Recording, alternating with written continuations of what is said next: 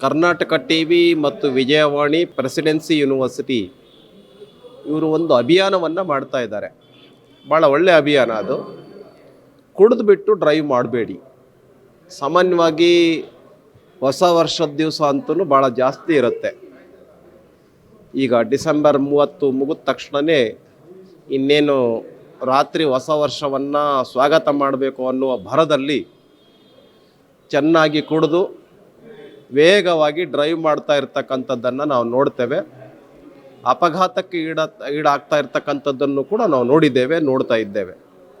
ಆದ್ದರಿಂದ ಈ ಒಂದು ಅಭಿಯಾನವನ್ನು ತೆಗೆದುಕೊಂಡಿರ್ತಕ್ಕಂಥ ನಮ್ಮ ಕರ್ನಾಟಕ ಟಿವಿ ಮತ್ತು ವಿಜಯವಾಣಿ ಪ್ರೆಸಿಡೆನ್ಸಿ ಯೂನಿವರ್ಸಿಟಿ ಏನು ಮಾಡ್ತಾ ಇದೆ, ಭಾಳ ಒಳ್ಳೆ ಕೆಲಸವನ್ನು ಮಾಡ್ತಾ ಇದ್ದಾರೆ.